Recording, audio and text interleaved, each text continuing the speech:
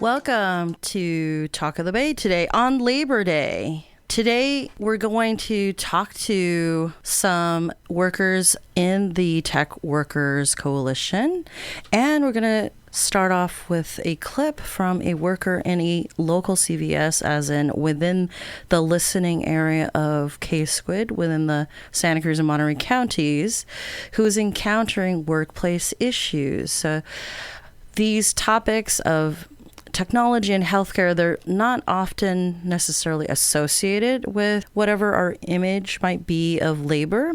And I thought it would be great to sort of update or modernize our ideas of what it means to be a worker in 2024. We anonymized the voice of the CVS worker to protect the identity.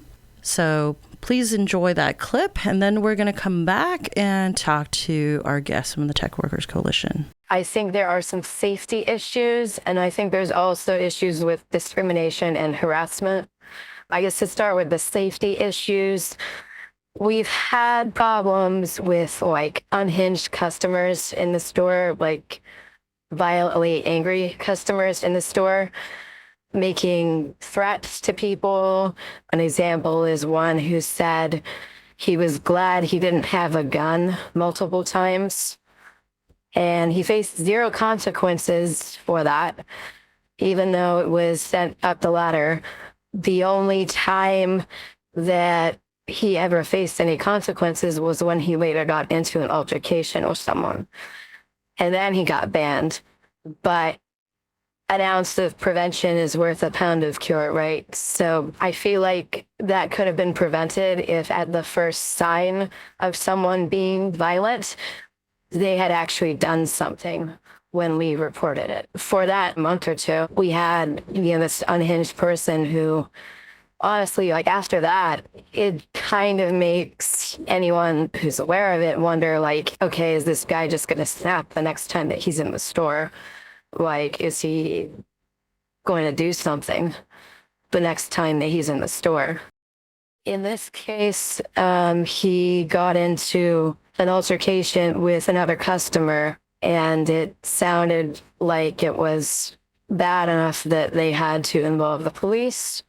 And only at that point was he really reprimanded. If you want to be pessimistic about it, it kind of seems like it only matters when customers are in harm and not when employees are in danger. So BIPOC and LGBTQ plus workers have been harassed by both employees and coworkers with little to no intervention or action from upper management. A BIPOC worker had to endure a white coworker using the N-word around them, and an LGBTQ plus worker has endured harassment from customers because of who they are, up to and including getting screamed at and a customer trying to get them fired. The LGBTQ plus worker has also had to endure a coworker not accepting them and preaching at them when gently corrected. In each of these incidents, a member of upper management was either present or notified about it immediately after the fact and chose to do nothing. There's a quote from Bishop Desmond Tutu where he said, "If you are neutral in situations of injustice, you've chosen the side of the oppressor." So I guess what I would say from that is, please speak up for workers' rights. If you see something, say something. Like I've kind of said, many retail workers are terrified of change, think it's impossible. They can be mired in years of learned helplessness and apathy. They could be afraid of retaliation. In many cases, you as a customer have more of a voice than a lot of retail workers feel they have. And you can actually make more of a change than you think if you demand better for management for the workers. And that was a local CVS worker whose voice we were anonymizing to protect that person's identity. Anyway, if you're just tuning in, it is Talk of the Bay with me, Meilin Obinata. today we have guests from the Tech Workers Coalition. Mia Casesa is one of our guests, an activist, designer, and illustrator from New York City who volunteers with the Tech Workers Coalition global team and at her local chapter. Currently, Mia is a user interface and user experience designer at a global consulting firm. Recently, she's been advancing her organizing skills and broadening her network within the tech and activist spaces. We also have our second guest from the Tech Workers Coalition, Ike McCreary, an organizer, researcher, and engineer. They chaired the organizing and steering committees of the Alphabet Workers Union and were a founding member of the Tech Workers Coalition Seattle. They worked as a senior site reliability engineer at Google. Most recently, they have been researching and writing about the pre-majority unionism with the Emergency Workplace Organizing Committee. So the theme of today's show is workers in tech and healthcare, just to give the listening audience a modern look at the labor struggles of today in honor of Labor Day. So, Mia and Ike, can you hear me? Yes. Hey, yeah, great to be here. Thanks for having us. Yeah, so I'd love to get each of your journeys just as individual workers, maybe starting off with Mia. How did you gain a consciousness as a worker in terms of being employed at different places and so on? When did you start thinking about workplace rights? Was there any particular experiences that brought that on? Yeah, I would say for me, it was a bit of a slow process. It took a couple of years for me to really, I don't know, notice that things were maybe wrong in a lot of workplaces that I gained experience in. I would say like a lot of it started happening when I graduated and I was trying to get a job for the first time.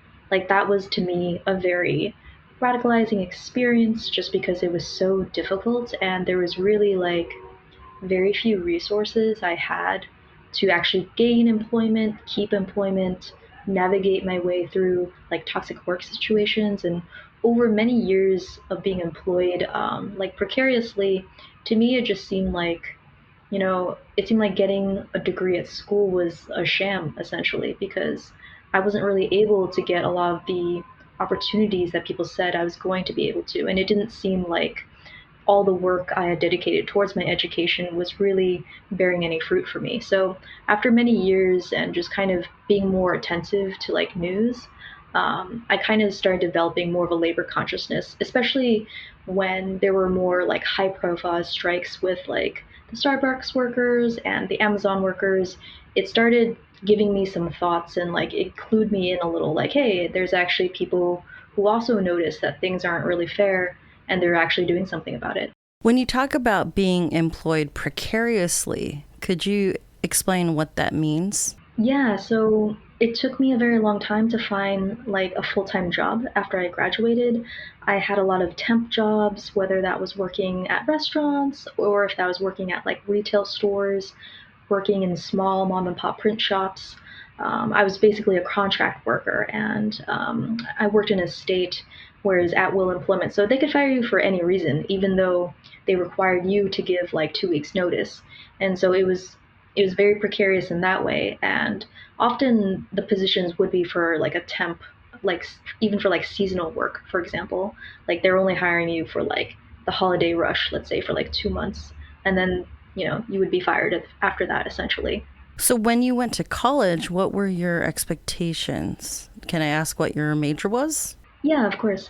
I majored in fine arts and I didn't know exactly what I wanted to do. I wanted to get into graphic design. I thought it was a more practical skill set and I worked really hard on my degree.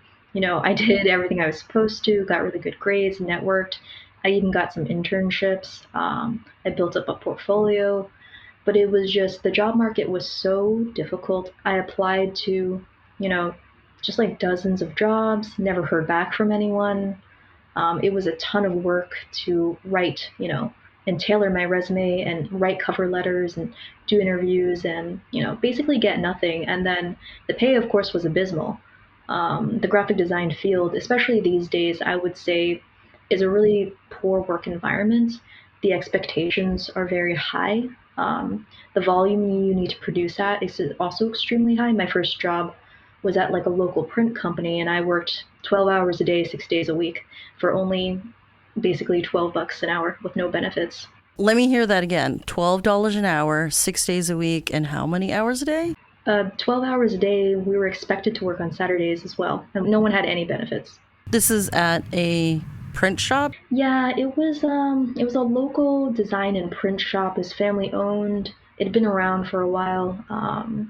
There were quite a few designers, but the pay and the conditions I thought were terrible. Would you have been making more working in restaurants? Yeah, I did make more at restaurants because I received tips. Oh, right. So this is what you were making after getting the degree. Yeah, and it was a very eye-opening experience to me because me and some of my other friends experienced something similar, and we couldn't help but notice that there was a stark divide in the people who got really lucky and were able to find gainful employment very easily, and everyone else who just seemed to struggle quite a bit. Thank you for sharing that. And Ike, I'd like to hear about your journey to gaining a consciousness as a worker. What was your path like? When did you start thinking, wow, I'm not just like an individual worker, I'm part of something bigger? Yeah, it's really great to hear Mia's story. I think mine's quite different. I graduated from undergrad with a degree in math and computer science.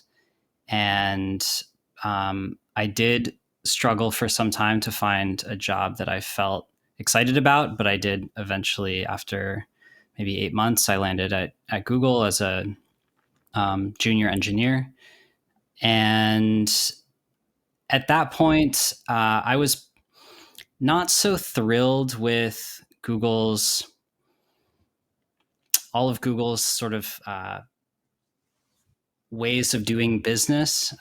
We can talk more about that, but generally, I was looking for a job that would be interesting day to day, but also where I was producing something that I felt good about.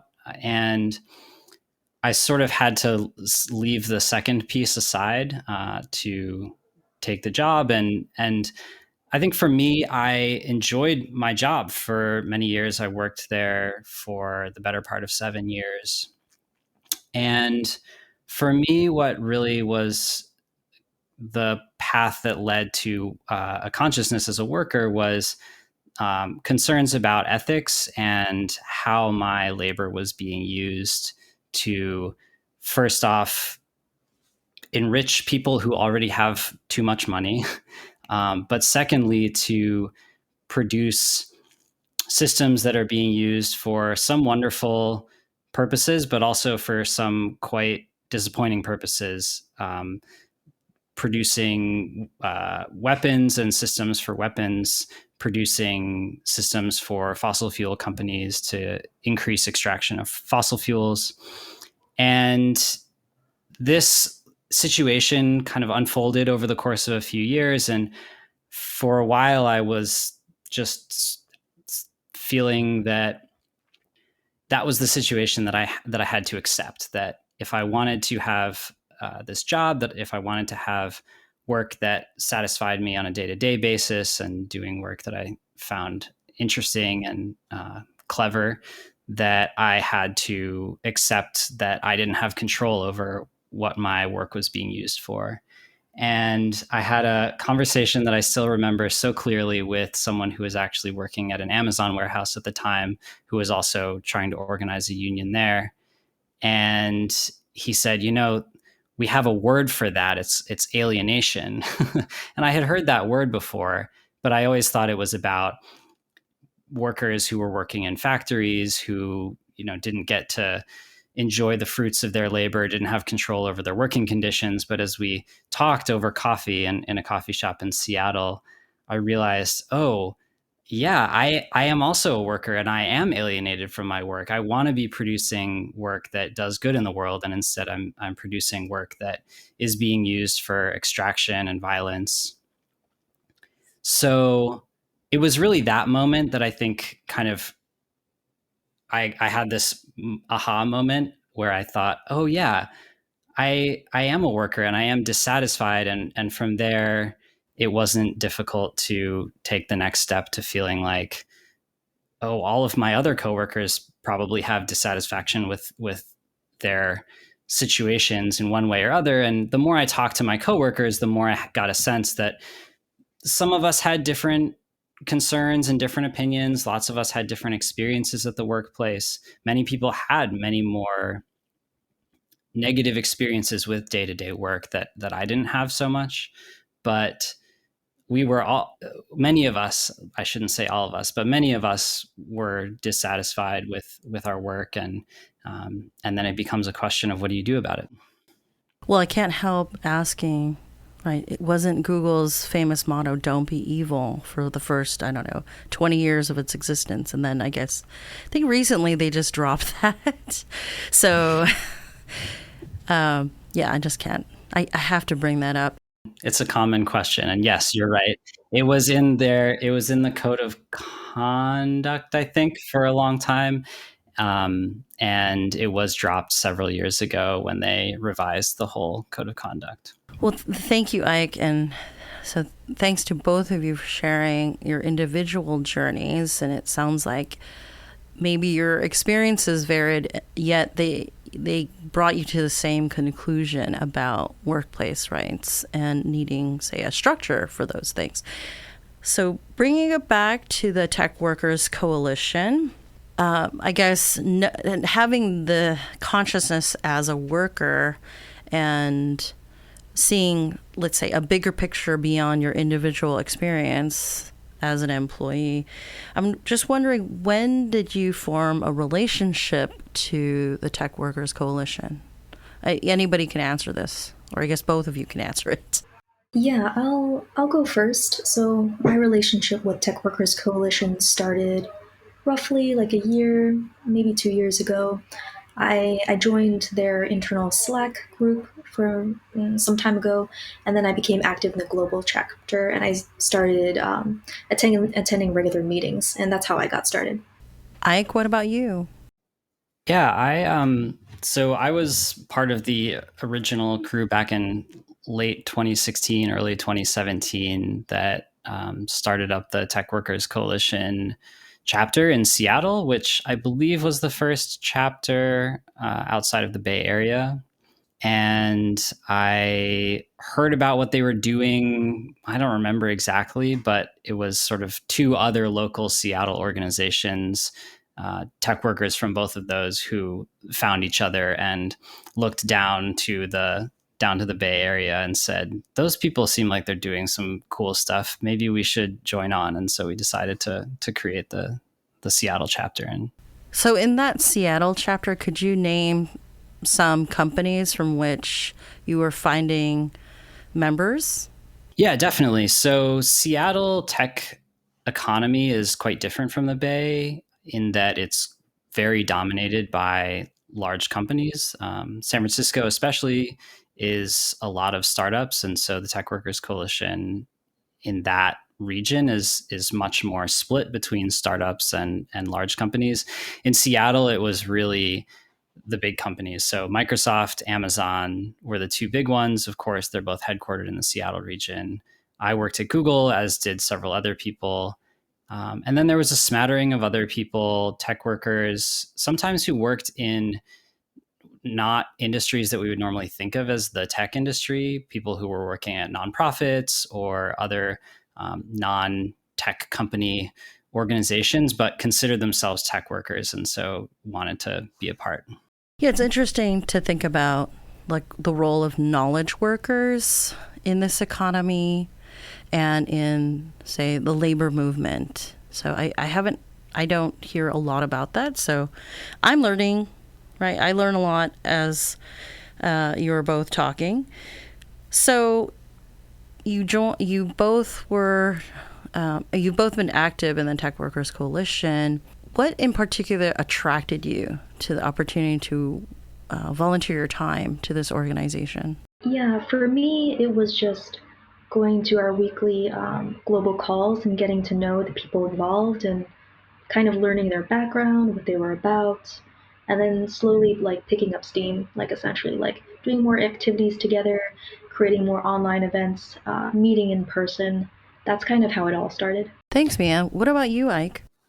Yeah, I think for me, it's changed over the years.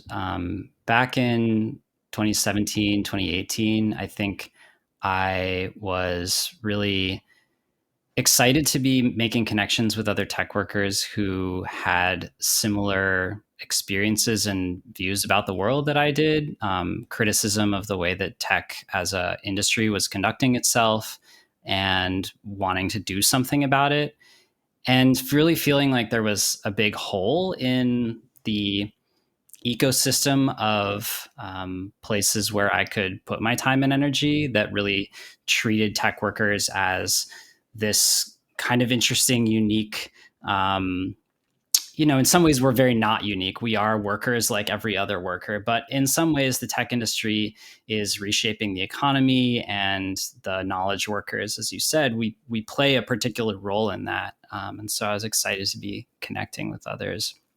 I think later I became just more excited about the possibility of workers really having a lot of power in the global networks of how we produce society. And that I think we actually, both white collar and blue collar workers, people who are doing all kinds of different work in tech, really have a very unique role to play in the future. Can you unpack that idea of producing society? I think when we go about our day, we all interact with so many different things that are produced in some way, shape, or form by the companies that we think of as the tech companies. So communication is a huge part of this.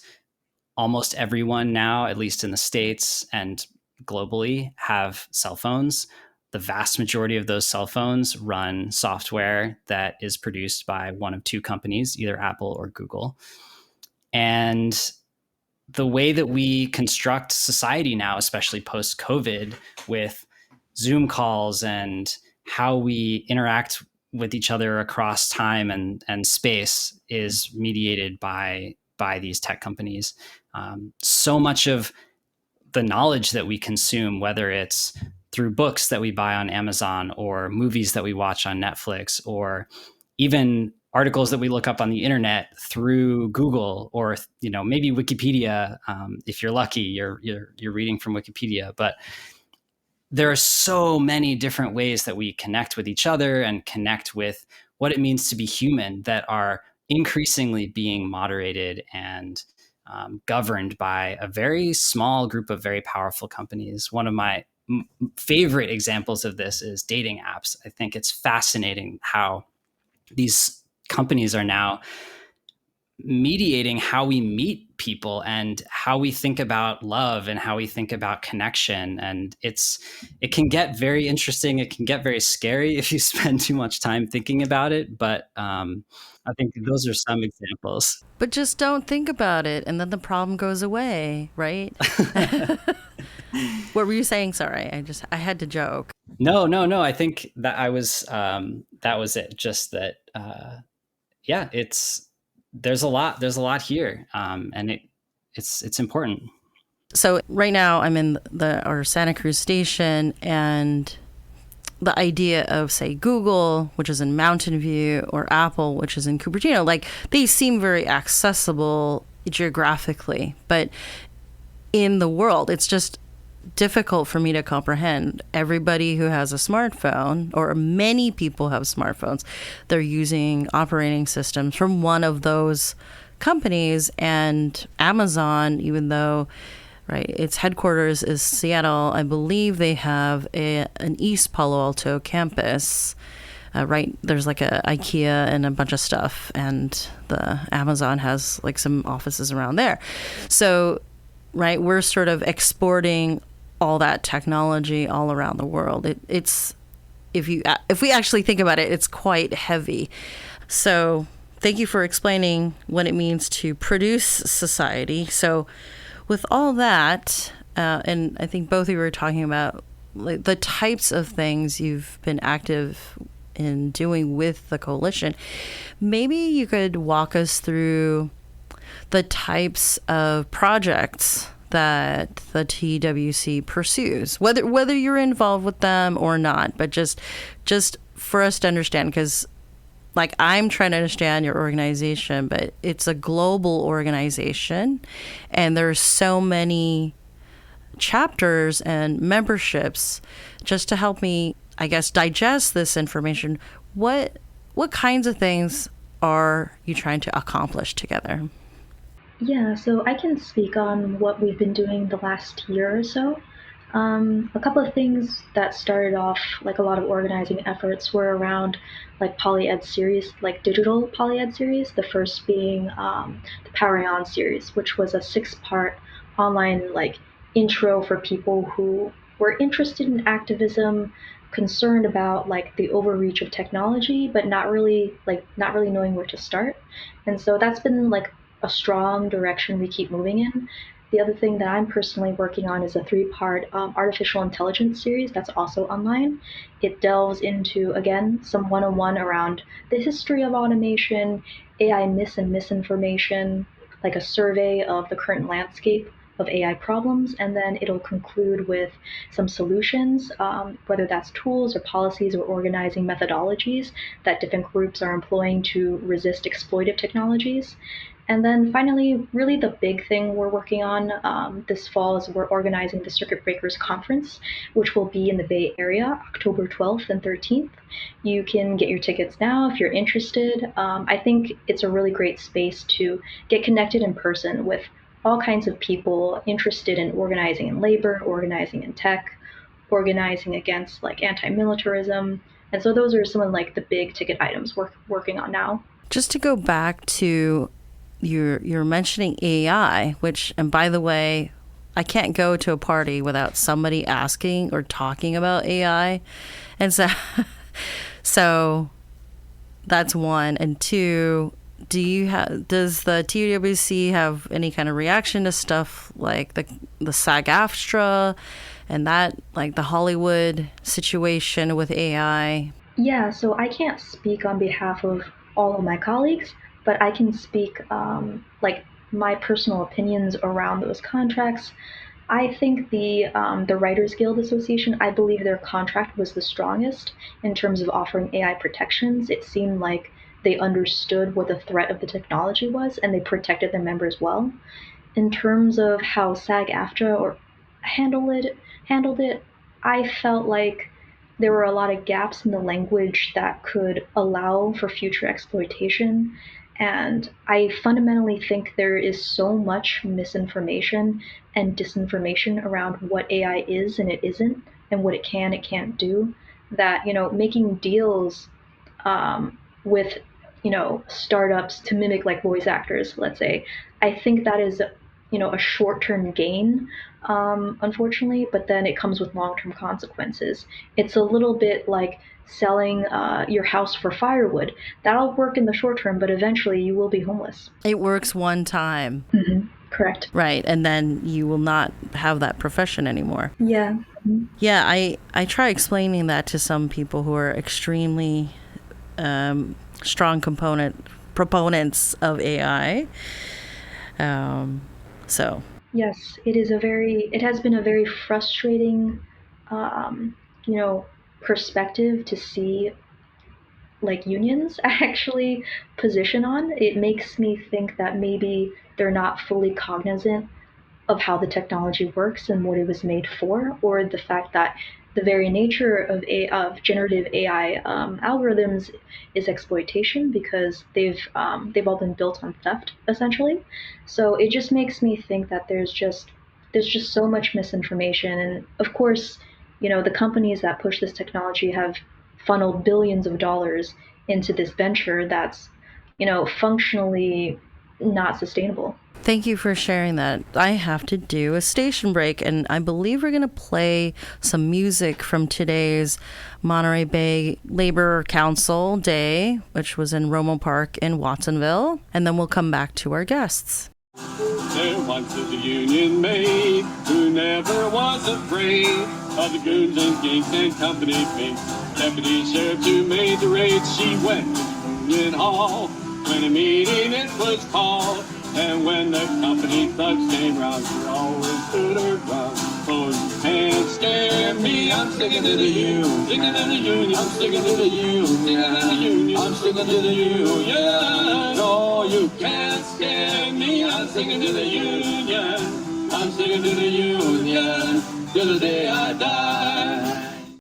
And that was some audio from today's Labor Day celebrations in Romo Park in Watsonville, hosted by the Monterey Bay Labor Council. I know there's a C in there, which I didn't get, and we're returning to our guests, Mia Casesa and Ike McCreary of the Tech Workers Coalition. Just going back to, was it Ike talking about fossil fuels? It just jogged my memory because the next show on KSQD is about climate, and I'm just wondering, what kinds of positions does the coalition take on matters of, say, fossil fuel? Yeah, it's a great question. It's super important. And hearing that spot, I thought to myself, oh, I should stick around and listen to that. That sounds interesting. Please do. Yeah, I think I will. So as sort of a matter of who we are, Tech Workers Coalition generally doesn't, as an organization, take particular positions on anything. We really see ourselves as a group of workers who have views as diverse as the people who are in the room, and that we want to work together on whatever issues our members, our people care about. And so Tech Workers Coalition as a group is really more of a meeting ground than a vehicle for positions or position statements. That said, there has been certainly climate activism in the tech industry more broadly, and Tech Workers Coalition people have been very much a part of that. The biggest one was in September 2019. There was the climate strike that happened among many students, I think all over the world. And there was a big action at Amazon in Seattle, and there were a couple of hundred Google workers who also participated in that. That was demanding that Amazon and Google, each in different ways, take responsibility for their roles, not as direct extractors of fossil fuels, but as users of fossil fuels, and also, perhaps more importantly, as supporters of the fossil fuel industry by providing computer infrastructure for them to do very complex math and complex calculations about how to get more oil from the ground, and also as very powerful political actors in especially American politics, where there's an enormous amount of disinformation and just flat out refusal to acknowledge the reality of the climate crisis. And Google and Amazon are big funders for a lot of the politicians who get onto Capitol Hill and proclaim that climate change does not exist and block legislation for this super important issue. So how do workers express dissatisfaction, like, for example, with the climate activities of the companies you were naming?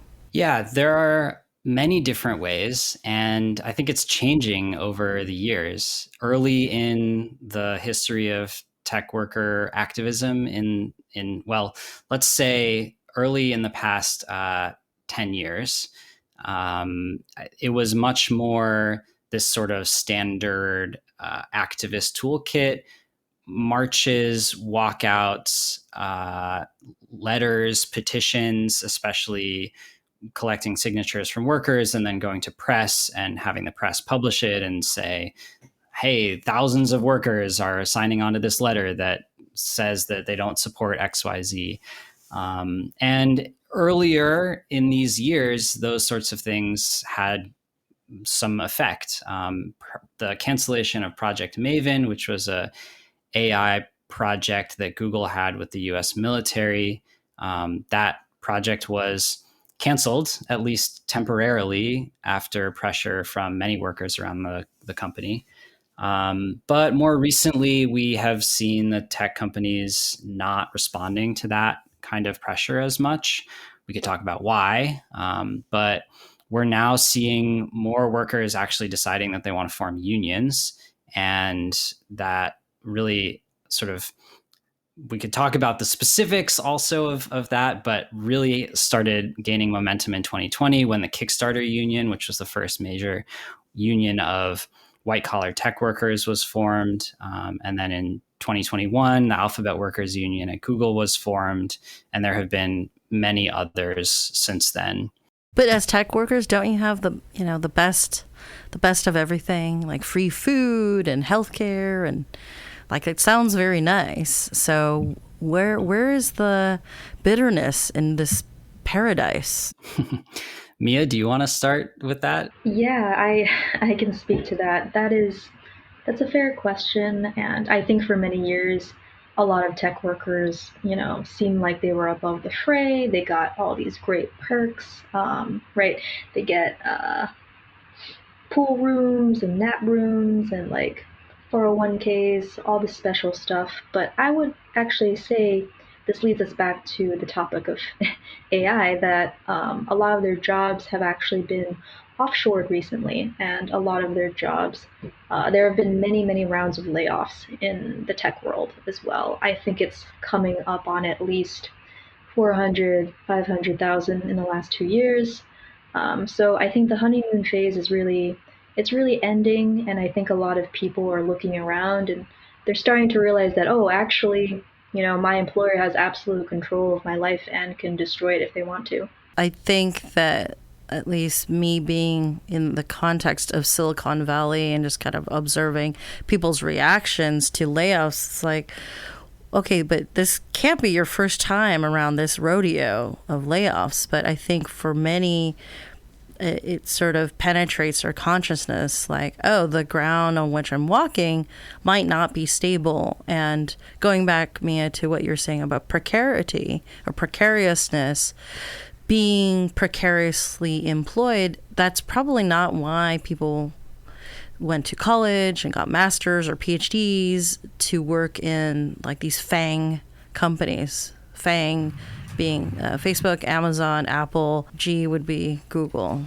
As not that everything has to be about AI, but just to sort of put a button to connect fossil fuels and AI, is that ever a thing when workers are objecting to applications of AI because of the impact on the climate? That has been a topic of conversation. I don't think it's been at the top of people's minds, but it's definitely been around. Increasingly, AI is being used to extract more fossil fuels from places that would otherwise be very difficult to extract from. And also training AI models is extremely resource intensive.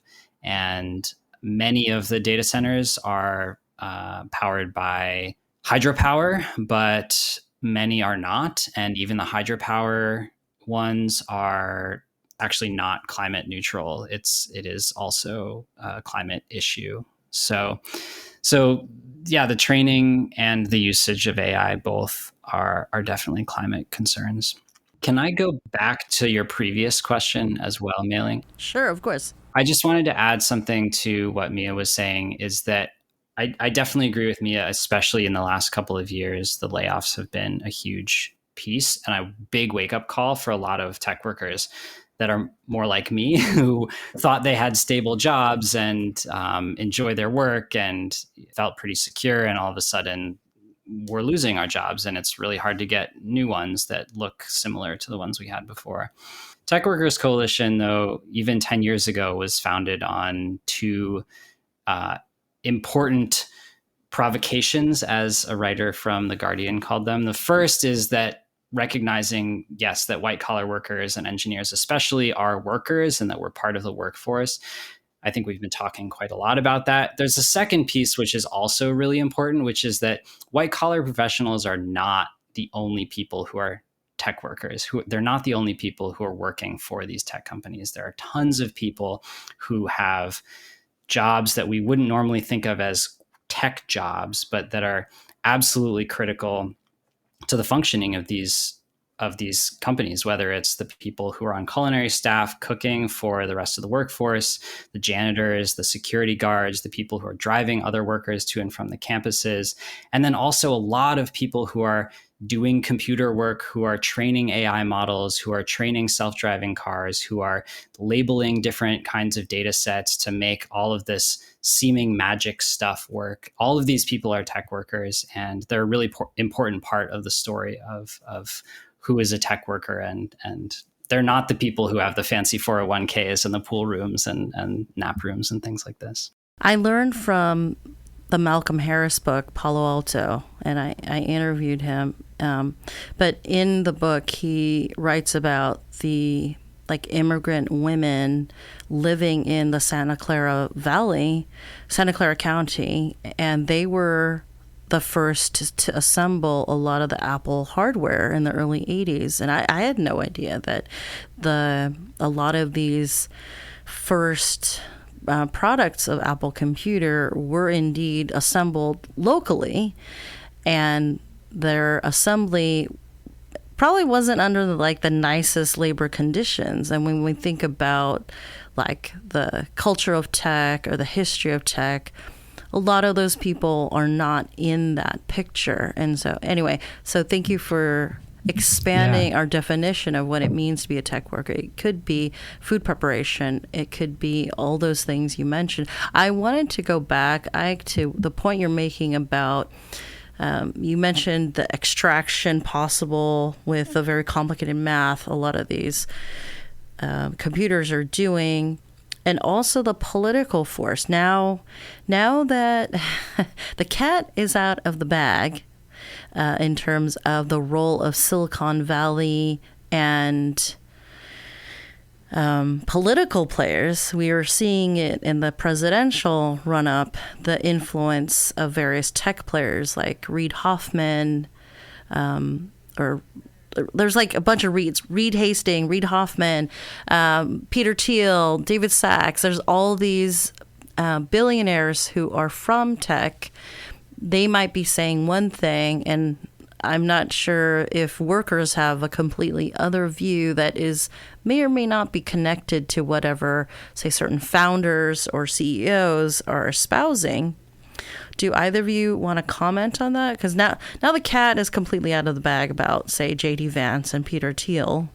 Yeah, I have some thoughts on this, and I think it was always pretty obvious that, the titans of Silicon Valley would be political, that they would engage in politics. They have, endless money to do so. And it doesn't surprise me that their views align to right-wing views, because they don't believe in regulation. They believe in rigging the economy for themselves, and ultimately, their rhetoric, a la Elon Musk, is always going to lean very fascist as well. Did you have the opportunity to see some of those practices as an employee? I don't know if I personally saw them as an employee at my workplace. I think it's more I think corporate culture in general is very disingenuous, and I think very alienating, like the way Ike spoke to earlier, because you're maybe doing things aren't really ethical, but that if you speak out, there will be consequences. Okay, that does not sound good. Did you ever feel pressure to conduct something that was unethical?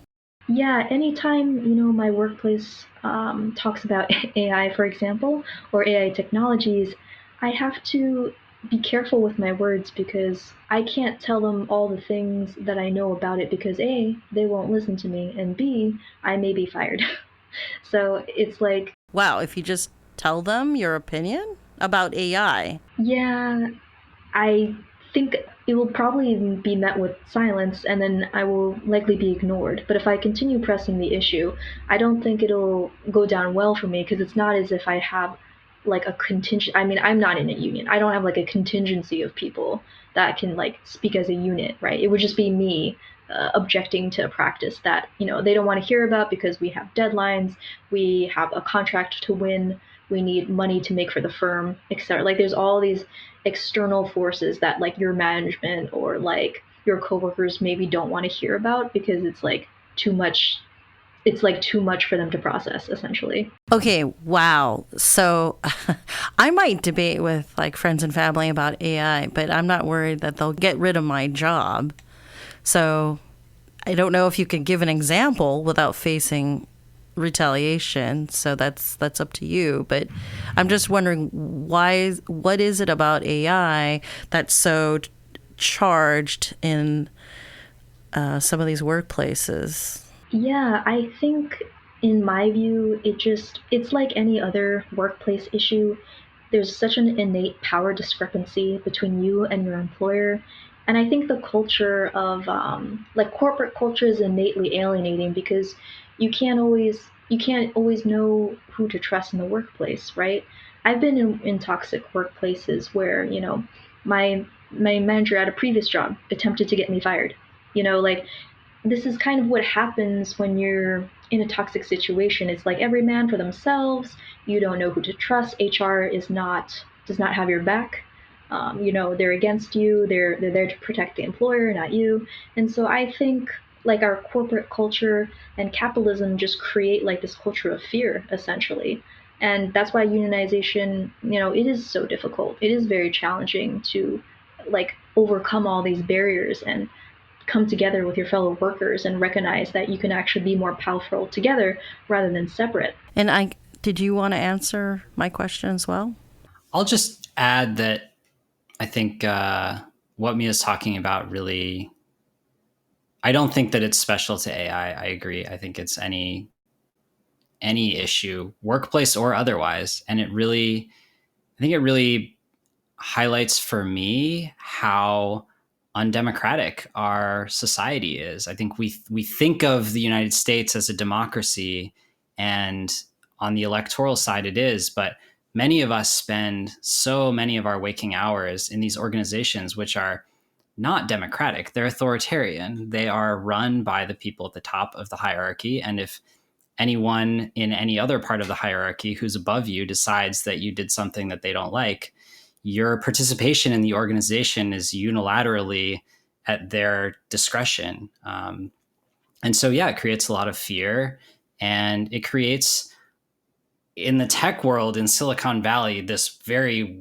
weird sort of distorted, distended culture where people kind of feel like they're part of something that they have a voice in because the corporations work really hard to create that feeling, like the affective emotional feeling. Like one of my friends came to a Google office once and walked away, and he said it's like summer camp for adults. It's like, yeah, you get all of this stuff, and it creates this feeling like you're home and you're being taken care of. But there is this deeper sort of not so much talked about, very scary undercurrent of, at any time, your job, your livelihood, your participation in this community, your coworkers, many of whom may be your friends, is at someone else's discretion to end at any time. So in the last few minutes of our show, if there's something I haven't asked, or if there's something that you'd want people to think about on this beautiful Labor Day, maybe each of you can do like just 1 minute of, just whatever you want us to take away from your appearance today on the show. Yeah, I'll say a little bit about that. I would say if there's one takeaway from today, if anyone's listening and they're a worker and they're not really sure like where to start or where to begin, or they're afraid, I'll just tell you that your fear is valid, your concerns are valid, but also remember that all the rights that you have now, whether that's like a weekend, whether that's vacation days, whether that's the right to vote, every right that you take for granted today was hard earned by lots of people coming together and, risking a lot of themselves and their personal lives so that people in the future could have more rights than they did. Thank you. Ike? I think we should leave it at that. I think Mia's answer was great. Yeah. Yeah, we must thank all of our predecessors for people who have this day off. It's a hard-won journey. Well, thank you so much, Mia Casesa and Ike McCreary from the Tech Workers Coalition. What's the best way for our listening audience to stay in touch with you? I know you're on different socials. Is there a favorite? Yeah, I think if you're wanting to get in touch, actually the best thing to do is go to our website and join our Slack. You can find us at techworkerscoalition.org, techworkerscoalition.org. And I think there's a button that says join, and you can, if you're a worker, you can sign up and join our community anywhere you are. If that sounds like too much, then yeah, you can find us on socials, but really it only gets interesting and fun when we're really part of the same community. So please consider joining us. Thank you both so much for joining us. And thank you. This was a pleasure. Yeah. Thank you, Meilin. It was great. Yeah. So getting to jump in with people in the technology industry, it was such a pleasure on Labor Day, and hearing from the CVS worker at the top of the hour was extremely enlightening as well. So thanks for joining us today on Talk of the Bay. I was your host, Meilin Obinata, and I hope you're having a great Labor Day.